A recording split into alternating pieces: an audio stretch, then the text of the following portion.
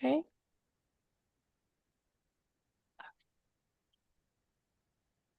All right.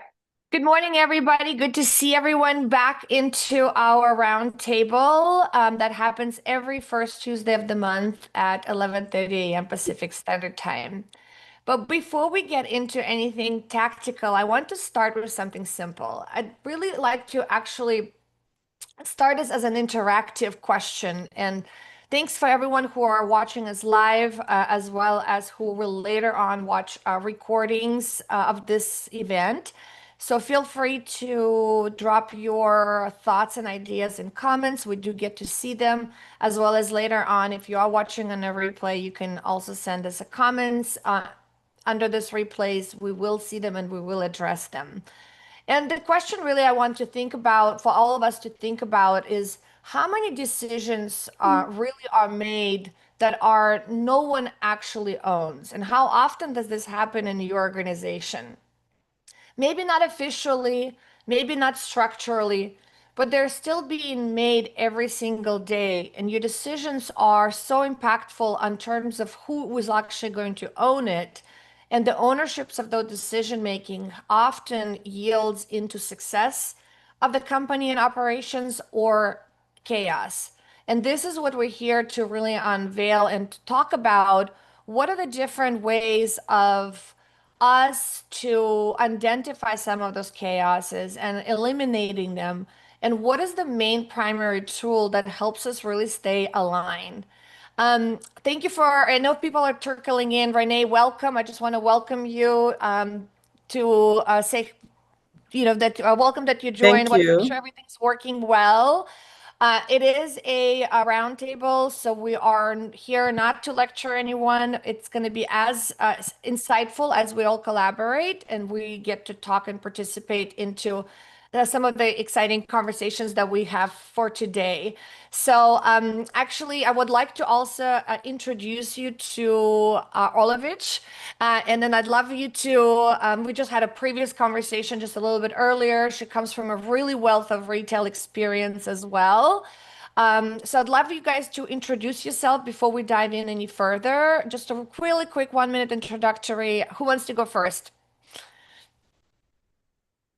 Olovich, why don't you go first?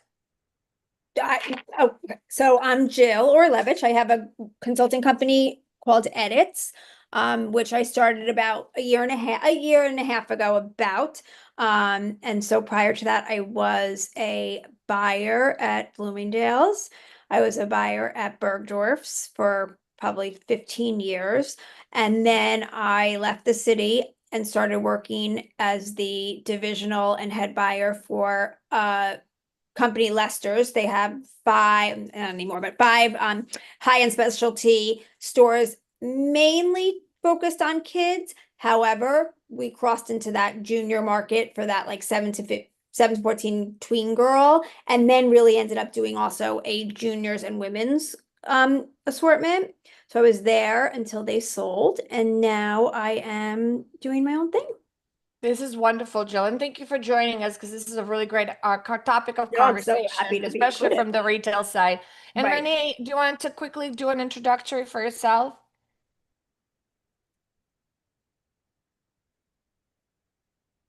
Renee, are you still with us? Hi, yeah, I'm here. I'm sorry. My camera isn't working and I want it to work, so I'm trying to figure that out. But yeah, I have a company called Naissance US. I make peplum belts. I'm here to learn. I've had the business for about a year and a half, and I really want to make sure that I have And you're going in and out as well, so try to see if you can adjust your microphone. You are going in and out. All right, we're gonna come back to you for sure. I'll give you a second just to get your camera and microphone situated. But usually when we start to ask some of our clients who are coming in, and we start to ask who really owns the decision and I'm in, excited. oh, go ahead, Renee.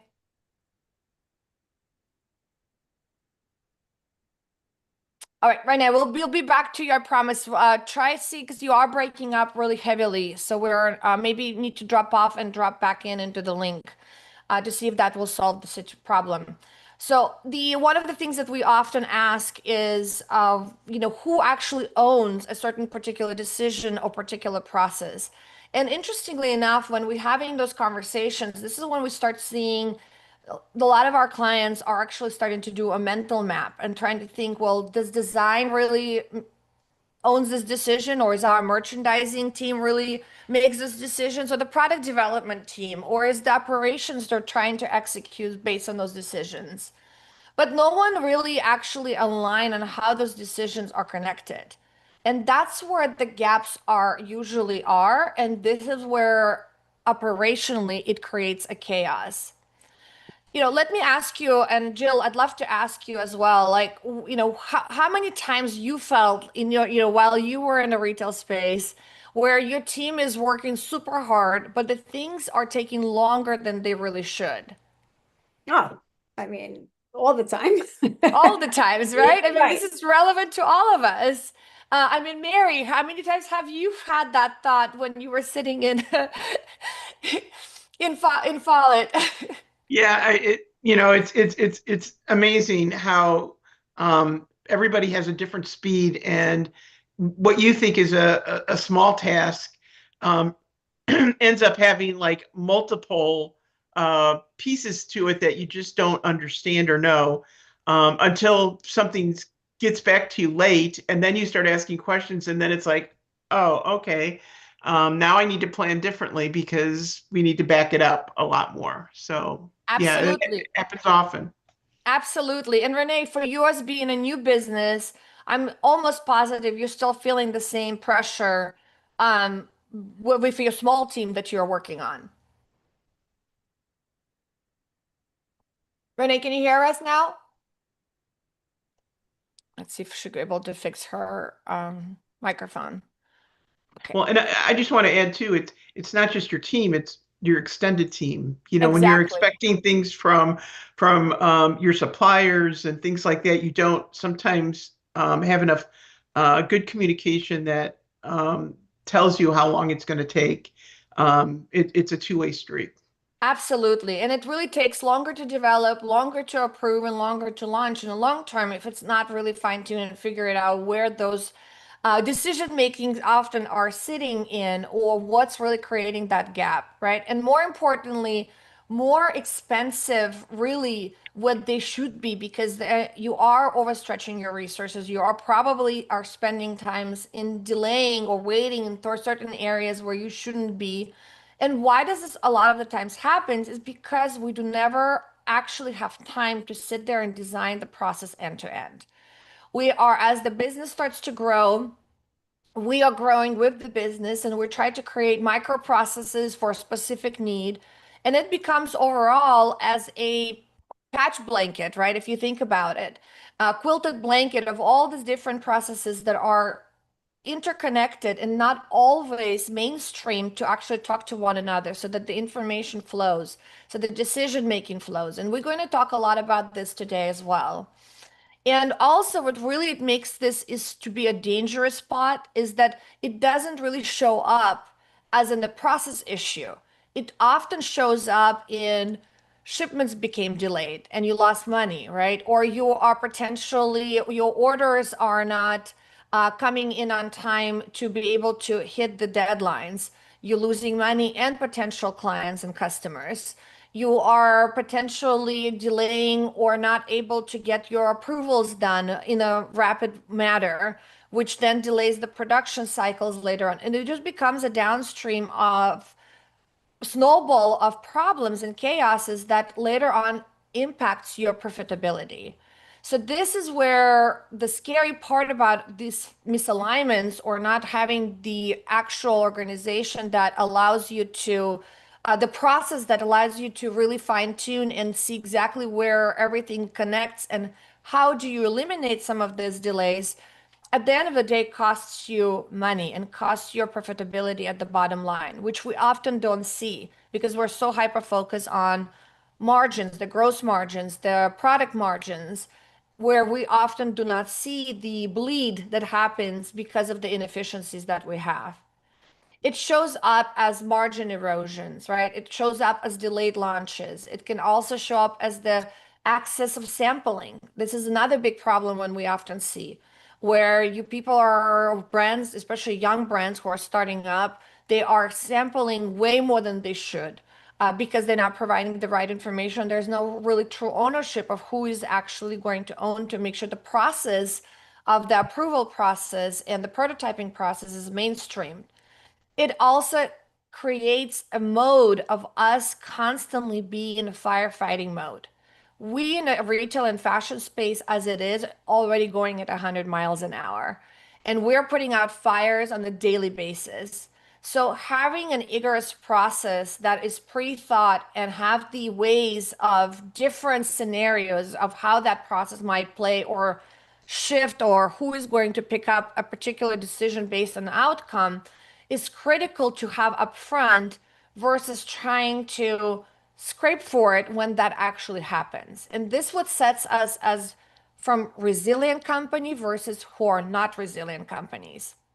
Jill, have you guys experienced that in your world? And how did you guys solve for some of those chaoses? Did you do it based with the fact that you always looked back at your end-to-end process? Or did you experience that chaos no matter how long and where you worked in those previous jobs that you mentioned? No, I think in general, we really did look to streamline processes. Now, for everything we did was really buying office, but we really looked to, put things into place that enabled better reordering or, vendor analysis but even that took a lot of time because it was a lot of internal setup in terms of, data dump and recreating it. I think a lot of things exist now that make those things much easier in terms of software options. But I still think what's important at the higher level is to kind of decipher, well, what is needed and what adds the most value to the business overall. So someone could spend 4 days on something that is not providing maybe it seems like a time and place information provider, but ultimately isn't really adding value. So it was more that. And of course, listen, we did not have all proficient systems. There was a lot we were limited by, but I think in general, understanding the business and the goals and what really will ultimately allow for success was implementing the kind of systems that you're talking about.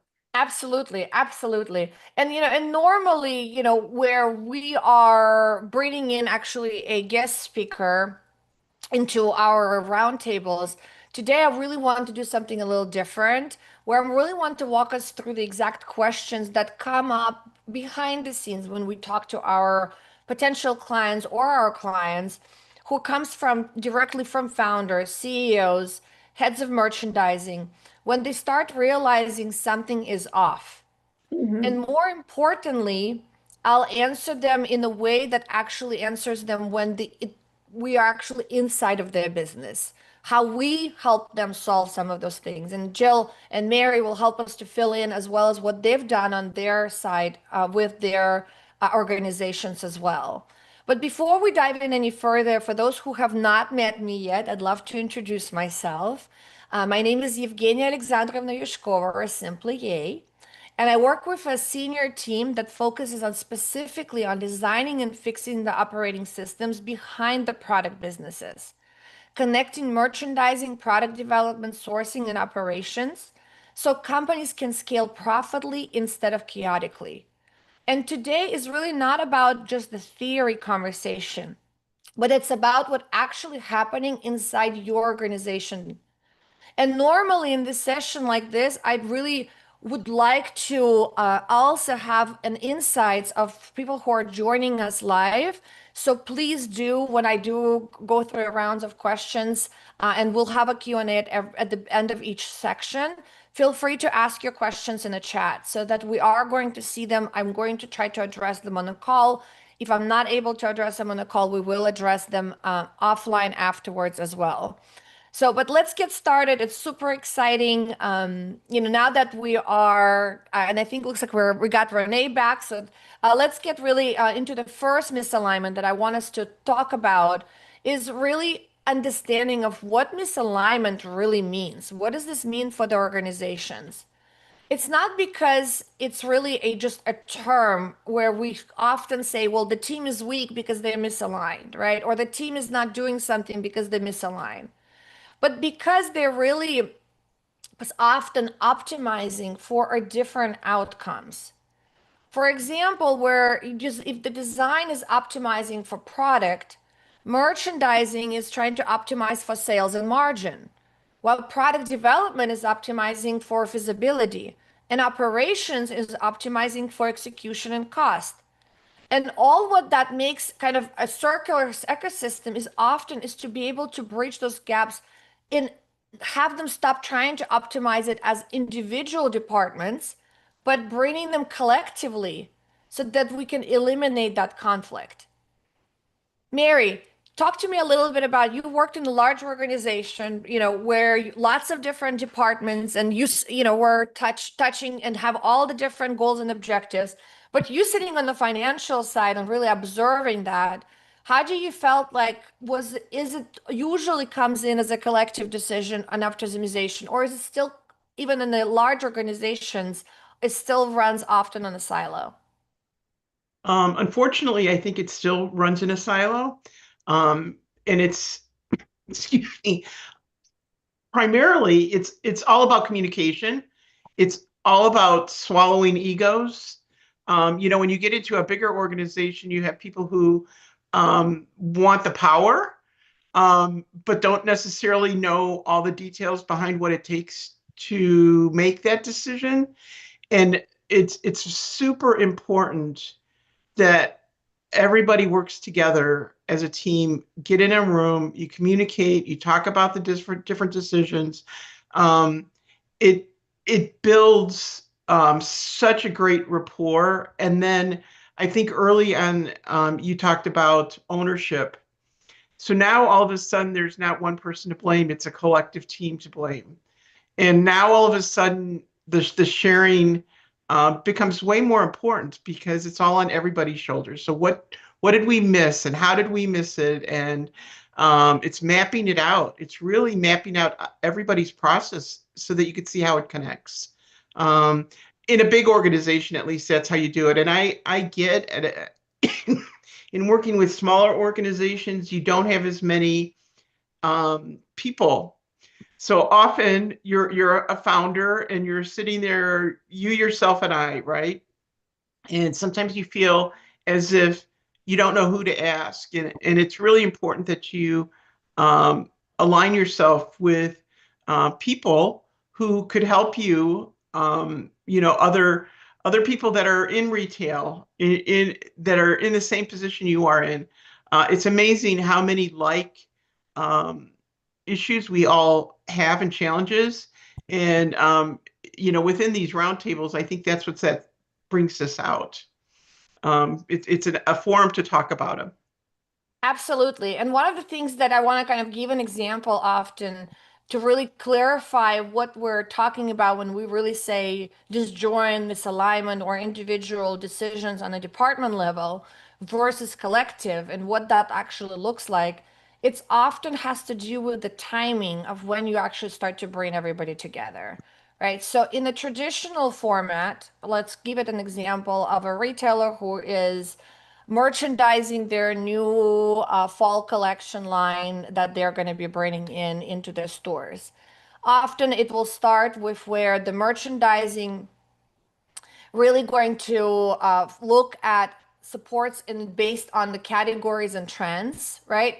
Where the design team, if you have a product development and design team, let's say for a private label from that retailer, they're gonna go and look at the trends of what they think that the customer will like and want from their private label side.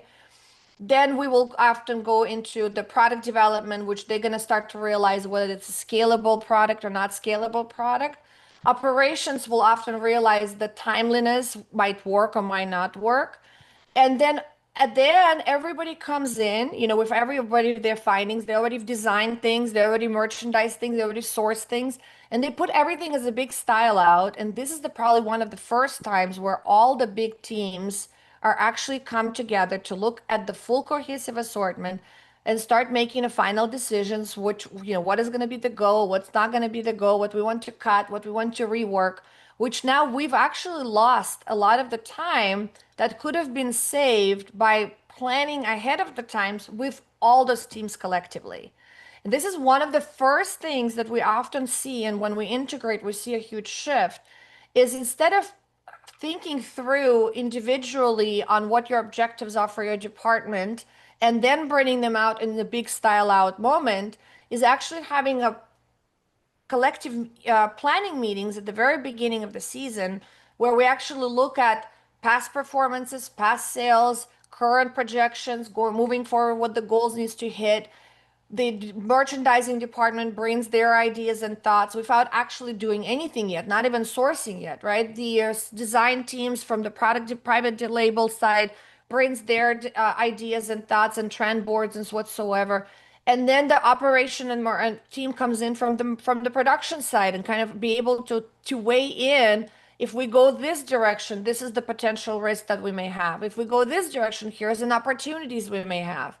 And once after that collective get together is where you can come out from a small Kaizen 3 to 4 hour workshop, come out with a strategic pathway of exactly which department needs to do which piece, so that when you come back collectively, there is actually no rework and it eliminates that rework. And that's what's often is needs to be reshifted is the mental shift of when you actually bring in a collective team. Not at the end when things are already decided or about to be decided and you've spent 3 months in developing it, but at the very beginning and as well as in the intermediate times throughout that full process. That's what helps to create better alignment and be able to give the ownership to say, hey, your department will own this outcome from this big project that we're doing together. And your department will own this outcome. But all of it has to be holistically played out together, especially if you are a retailer who has private label and who is also doing general merchandise, to ensure that your private label is not sits on the island and you are forced to buy it, that it actually becomes your mechanism, your bread and butter for your business, and you layering all the sourced product on top of it as an icing on the cake. This is the way to get things more aligned, and this is the way for us to be able to work collectively together. Jill, have you guys experienced that from your side on the retail where you guys did majority of your style outs and all of those things was after all that work was done, or was it usually Yeah. before where you collectively came in? So after. And I think that especially when we were doing any kind of like online catalog or actually way back when we did like a hard copy catalog, I always felt like we'd sit down and do the meeting and yet our buys were placed and the trends were already developed and we were kind of backing into things. I think with retail, one of the things that is a little bit of a roadblock is timing. So, when we were doing a cash and carry business out of LA, those weren't the kind of things that we could necessarily put into a style out because they were literally, we were like more or less physically bringing them back to the stores. But, so I think that some of it was limited in that regard, but I think there's a lot of missed opportunity as well because you're kind of backing into certain things. So 100%. Perfect. And thank you so much for sharing that expertise as well from your side. And Sam, thank you for sending us a question. And again, reminder, please, if you have questions, feel free to send them in. We will address them. Sam's asking, how do we know if this actually costing us money? Well, the decisions are really all about, actually, for you to figure it out is really thinking about if the decisions that are you're creating or your teams are creating are often have to be revisited or reworked, that costs you extra money, that costs you extra resources. If the timelines have shifted one way or the other, it costed you money. One way or the other, it costed you money either up front or the back end. If your work has been duplicated, as an example, if your product private label team is doing trend forecasting and trend research as well, your merchandising team doing the same thing for their side of the business, you're duplicating the efforts and the work, right? So eliminating that alone can already free up some resources on doing some other more important business of information that will not cost you those extra money. So anytime there's any type of a rework or a delay that's costing you money and guarantees, and you can measure it, which often we don't measure it, but the measurement can happen with the time studies, with the playing around that as how actually, if you eliminate those delays, or if you're eliminating those, or mean streamlining that process, how much time will it actually free up from those resources, which then can be converted into cost? So absolutely, the way to understand this is to ask those questions yourself with your departments. Are they doing any type of reworks? In sampling, if you're doing multiple prototypes before you actually got to a fit sample, production sample, you probably are spending extra money and time and resources on development, which means most likely the situation is lays back in your design and product development department. Then they're not providing enough information to the vendors to be able to give their accurate, closest to the fit sample to, and potentially a production fit sample with the first prototype. Maybe there's no blocks. Maybe they don't have the concrete fit, right? A standardized fit that is communicated to your vendors. There's lots of factors that can go in, and of course, obviously requires deep discovery to understand what it is. But here are some things that we often see that are repetitive pitfalls that happens among our clients.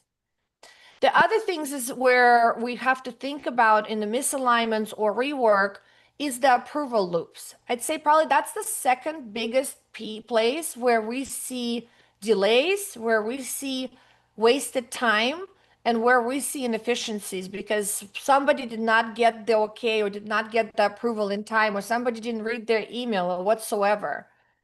Right? Because this is one of the most really underestimated profit leaks as well. Most companies think that they have the approval process, but what they actually have is the approval loop. Something gets approved, then it gets revised, then it gets adjusted, and then it gets reapproved. That is really a approval loop, and which adds on time. And time naturally costs more money, right? In the business setting. And so because the delayed decisions compress everything downstream, and when timelines compress, teams starts to really compensate for it as well, which they start to overorder, or they rush production, or they simplify decisions just to move forward. And all of that really at the end starts to destroy your margin. Renee, I know you have a small company, but how do you feel any of those pressures on your side? I would honestly have to say no. I have a small business and I'm the one who's doing everything right now. I'm not at this level at all. And Right. learning right now through what you guys are saying about sourcing and how to really be prepared to save money and save time. But the fact is I make all my peplum belts, and really my question is how can I start to scale because I'm making them all myself? What's the best Correct. avenue for me to do that? And that goes back to the same question, right? So you are actually at the footsteps of benefit of where you can Mm. have a clean slate of where you can design your end-to-end process, right? You can design the departments or touch points or subcontractors, understanding of who you need to give it to, at what point you need to give it to, who's going to later on approve if it's not going to be more than just you and your team. Or Correct. maybe you're going to allocate AI agents to do some of that work for you, right? So now we have to also think about not just physical employees, but also digital employees. But all of that has to lay on top of a process. We often get a lot of clients who comes in and saying, well, we're going to optimize all of this and we're just going to have 5 different agents doing all this work. Well, my question always goes back to, well, do you have your actual end-to-end process defined? Because the only way you can make AI work into your advantage is by having defined, clear process and optimized process onto which then you are training or building your AI agents to execute on. So having, even though whether you are a one-man show at this point, but for the growth in the future, you need to have that process developed and designed. Or versus if you're already established or mid to size large company who is potentially experiencing this, and it's normal that you're experiencing because when you most likely were developing your company, you are not looking at it as a whole end to end. You are most likely were filling in for each department as you were expanding and creating those processes, but never really looking at how are they actually integrate with your full ecosystem.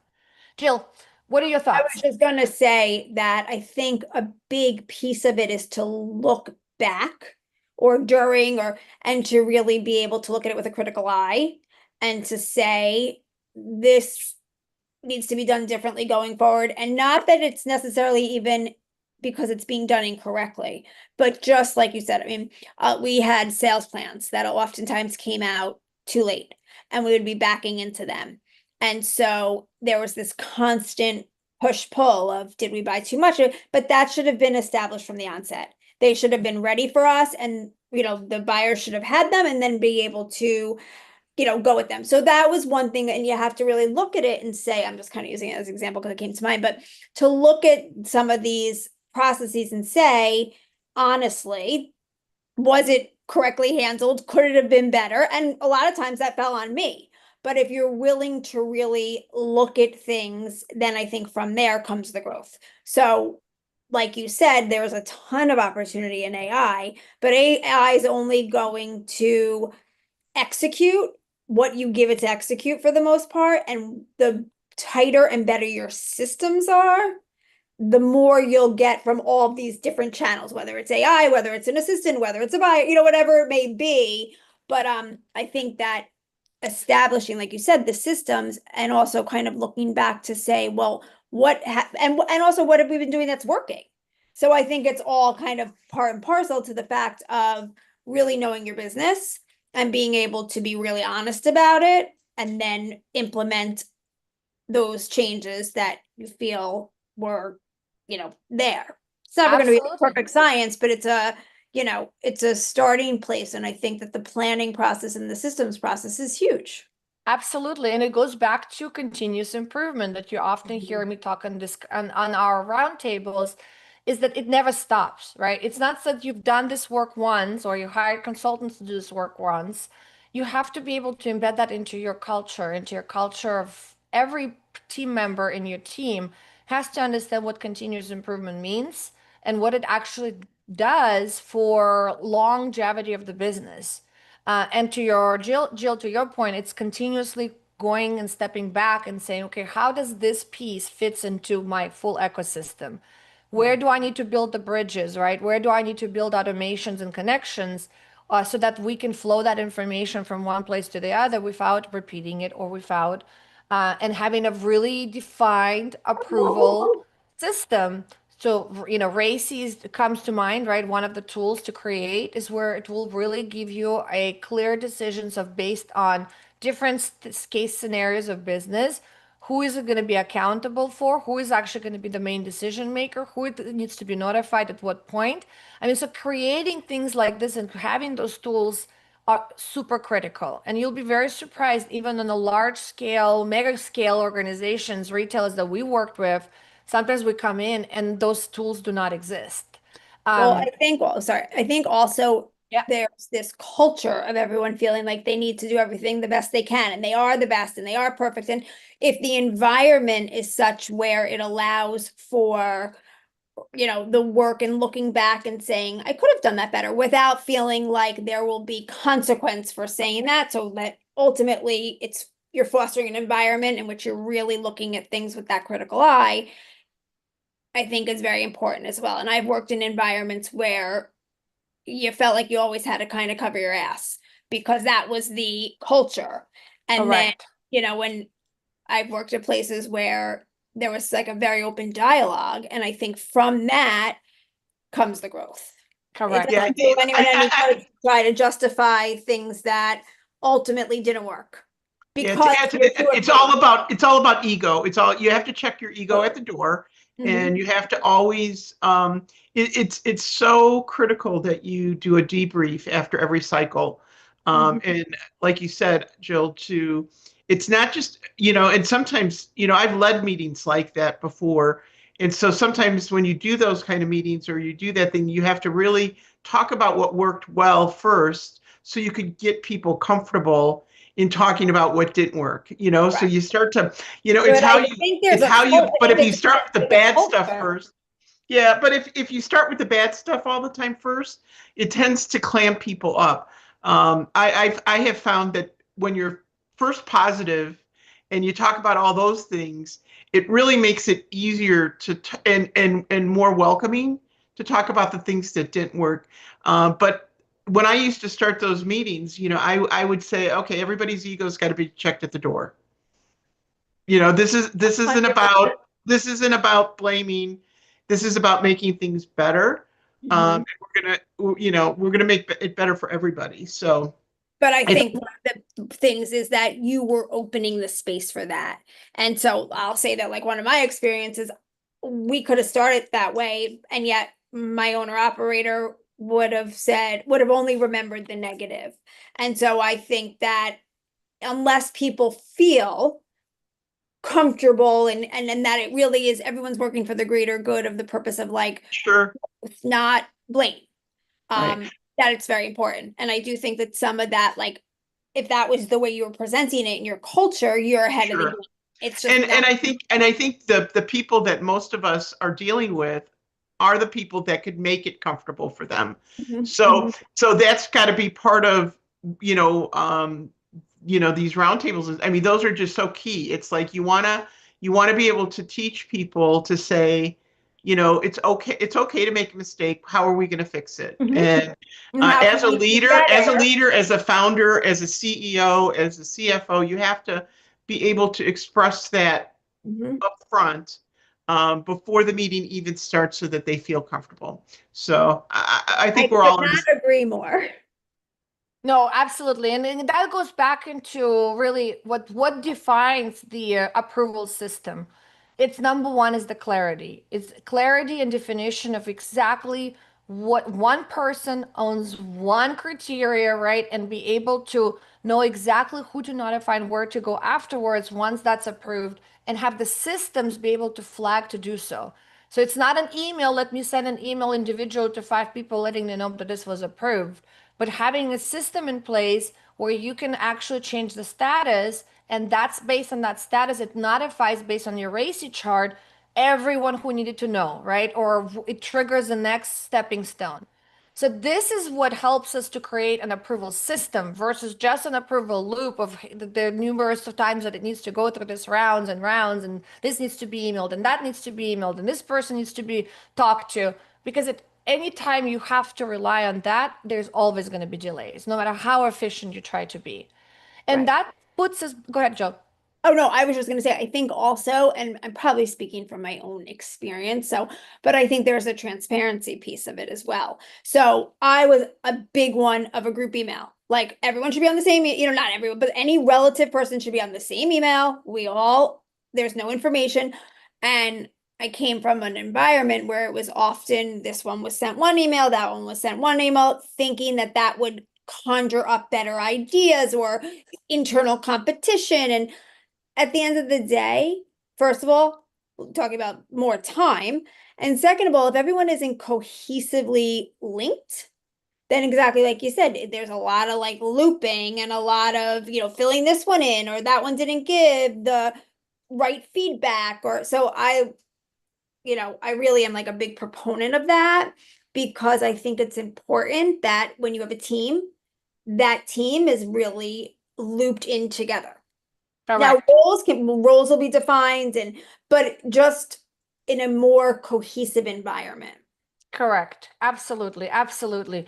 And that takes us also to the next thing is the sampling loop, because that's another big piece where often we see profit leaks is that we're creating too many samples or we're going through too many iterations of particular design or of particular assortment that we're trying to create.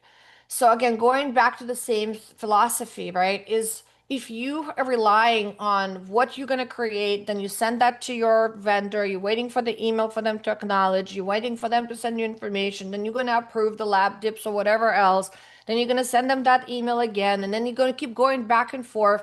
And if it doesn't go wrong, you have to go and ask a manager to whether what they want you to do, right? And not giving them the tools to know what kind of decisions they can make if X happens is creating a huge sample loop, because then you finding yourself on creating 2 to 3 prototypes per design, which you're bleeding money and time on every single one of them. Right. So often I get asked, well, what's the ultimate number of samples that we should have during our development cycle? I say there should be no more than 3. One is your prototype sample that should be good enough to become your first fit sample and potentially even your pre-production sample. But let's say if it's a new style, new fabric, something is very rigidy, then you could potentially have one more, which we'll call that as a pre-production sample. And then you have your last one, which is your TOPs, which is your top of the production samples that you do need to ensure that the product is actually coming in the way you ordered it. But if you have more than that, I say that you need to really take a look at what's happening behind the scenes, what information is provided, and how is this approval loop is actually goes through, so that you eliminating the sample loops of going into numerous circles of ideations of different styles and designs. Because every time you do more than 3 in total, you already losing money that unnecessary to lose. Thinking about digital aspect of creating samples up front. Now in a new environment, we could create digital samples. We can create digital mock-ups. We don't even need physical samples a lot of the times. And this helps really well for merchandising teams in the buying offices, because often they can actually create and get CADs off of the one style that they approved and they know it looks good and they what they want. But if they have different graphics or different washes or different finishes, it not always have to be an actual physical sample, which again eliminates the amount of samples that go through, and it eliminates the time that it actually takes to gather it, to process it, to tag it, to the later and ship it back to the vendors if you're returning samples to your vendors. All that takes a lot of time. So thinking about how we can eliminate saves us cost. But all that really brings us is to the main factor that I would love to bring in. Jill, go ahead before I move to the next point. Oh, no, I was just going to say that I think in that regard, like you're probably going to say the systems, the more you go to the table with the data or the concepts or that you'll start from the onset of time saving, because things will evolve and you'll need additional samples or whether it's CADs but the more you're armed with what has worked for us, what did we sell well, what do we want to focus on, the more directional you're going to be, which in and of itself is less time consuming. Absolutely, absolutely. And one of the biggest kind of scaling constraint that we see when we start to implement a lot of those things, a lot of this changes and transformations, is the tribal knowledge. This is when your business runs on experience, memory, and how it's always been done, right? If it works until it doesn't. And this is really where the businesses grow, where they're actually able to embed the continuous improvement philosophy and culture so that they could be able to erase some of that tribal knowledge and question, yes, this might have always how it was always worked, but this is the most optimal and best way for it to work? And if we ask those questions, we're able to often to challenge the processes and remove that tribal knowledge, and instead of it replace that with the optimized way of growing and moving forward. And why did we kind of started this whole conversation is to bring us to the main point and main solution of how do we really solve all of this? We have to make sure that we solve this by value stream mapping. So let me first define what that means. And when we start talking about value stream mapping, it's impossible to do if you only own SOPs. This is where the number one answer that we get often from our clients or new clients, when we say, do you have this process? Do you have this process documented? Do you have a process map for this particular process or for your full end-to-end process? And the answer we receive is yes, we do. We have SOPs. SOPs is not a process. It's a documentation of how that process should work. But it's not a visual presentation of all your steps and all the different decision points that has to happen so that you could visually see how everything is actually interconnected, right? And this is where we start. So before we can do value stream mapping, we want to make sure that you first have your process mapped out, whether it's an individual process, but I'm hoping that it's an individual process that you're creating in a integrated into your end-to-end process map and showcasing exactly where it fits in. How is it going to be connected? Once we have a full process mapped out, this is when we start doing value stream mapping. And value stream mapping is really about asking for each of the step or each of the sub step or each of the decision step, you start to ask a question. Is this value added? Now, when we say value added, it has to be value added to the end consumer or the ability to your team to deliver things faster, better, and on point to your back to your consumer. At the end of the day, everything we do has to be with the end consumer in mind, right?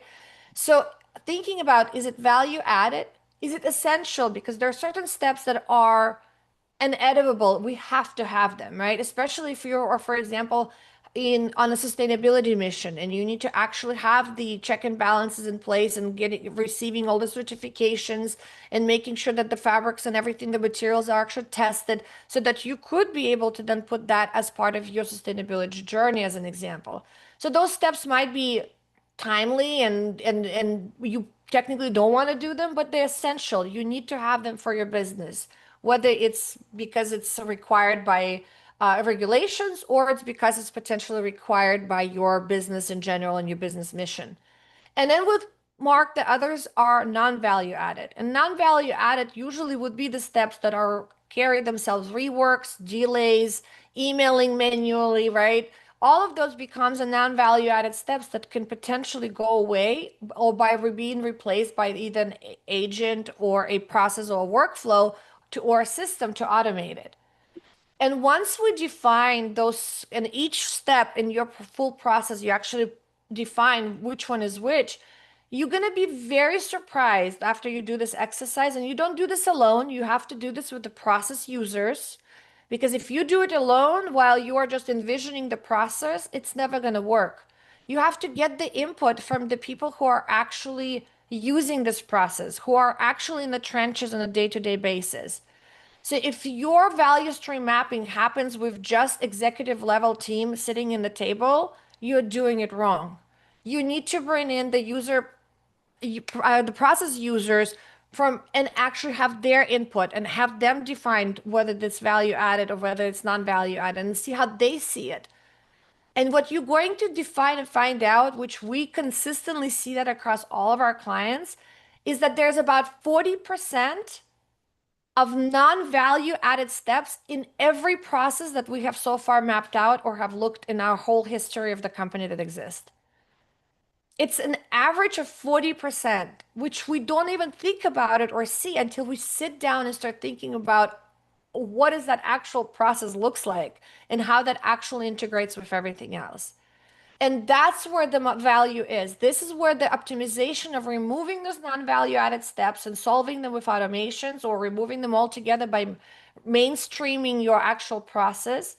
What's going to save you thousands and thousands of dollars on the bottom line profitability to be able to deliver a product to your customer at the right speed with the right quality in the right timing, hitting all of their requirements without overstretching and over exploiting your resources that are wasted on all of those non-value added steps and reworks that could have been solved by the systems.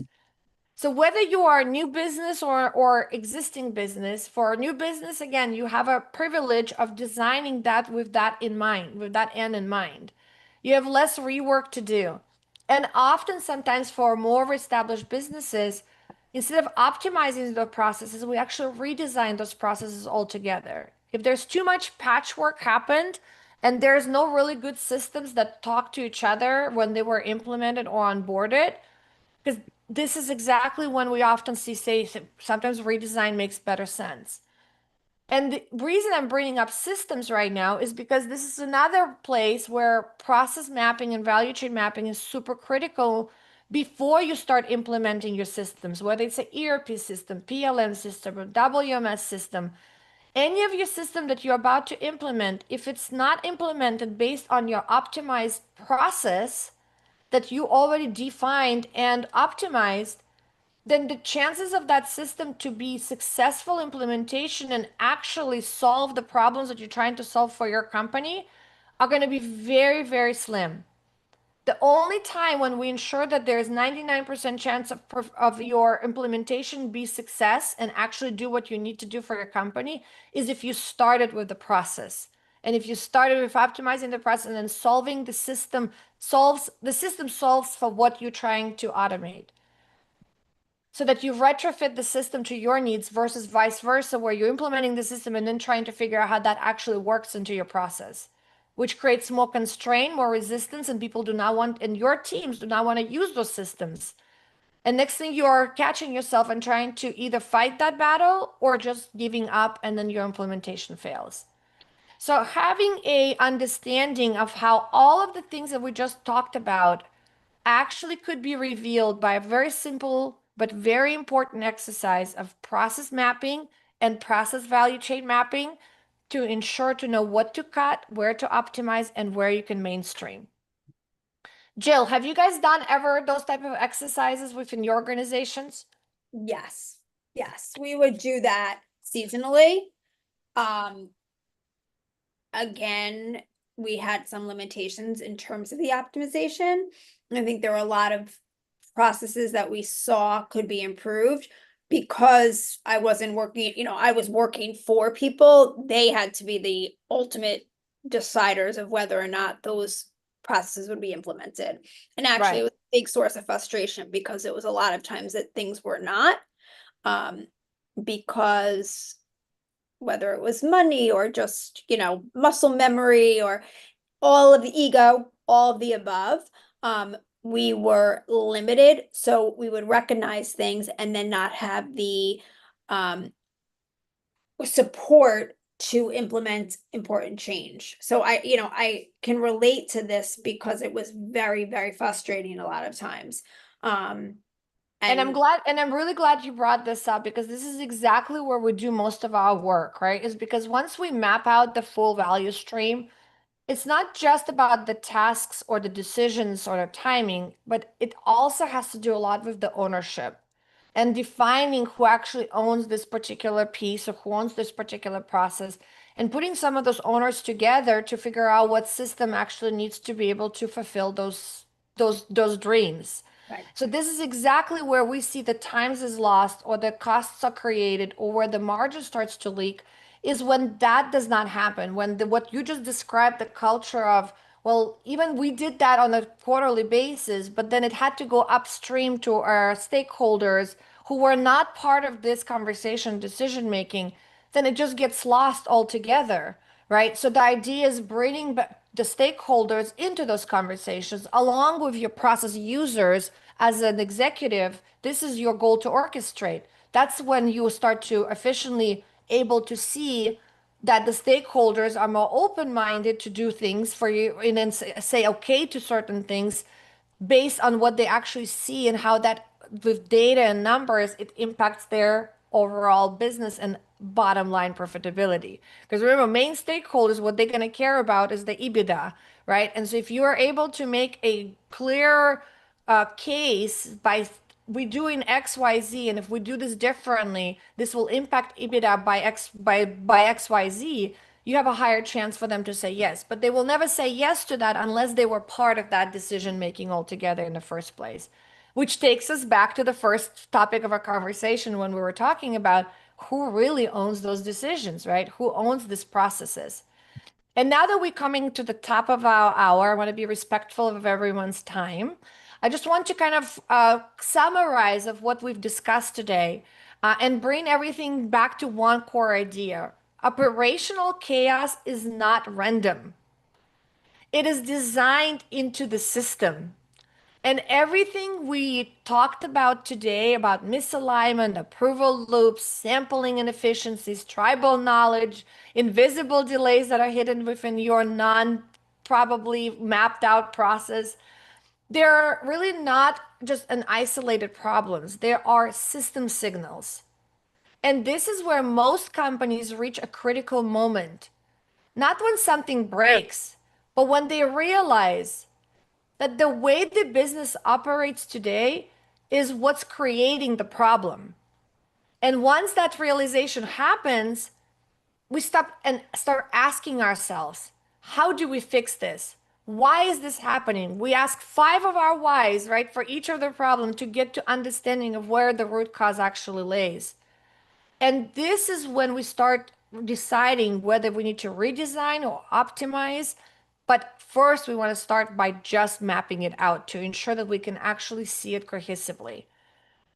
And next topic that we're going to dive more deeper into our path to profit that happens in as a live event will happen on every third Thursday of the month at 10:30 a.m. Pacific Standard Time.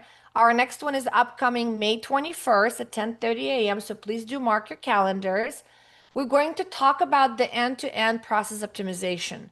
So if today was really the session for us to define the areas and what needs to be done, we're actually going to talk more deeper into how to actually optimize your process in our live session. So I really hope to see you guys all there. Please do share with your colleagues, whomever you think that this is going to be valuable for. We'd love to see them. The replay will be available as well. Would love to hear your comments. And I want to say thank you, everyone, for joining us every single week. I'm sorry, every single month for the last 2.5 years. It's been a great journey. If you have any other thoughts or concerns or ideas of what you want us to cover, please drop a comment below so that we could compile that and create new sessions around those topics that are important for one another. We're here to learn from one another. We're here to build a community of strong fashion and retail leaders so that we could be able to conquer the next generation of what's to come with all the shifts and AI and fast-paced movements and agility of what we need to change so that we can stay afloat and continue grow our businesses. Thank you, everyone. I appreciate you all. Thank you. Awesome. Thank Thank you, you. Jill. Thank you, Renee. Thank you, Mary.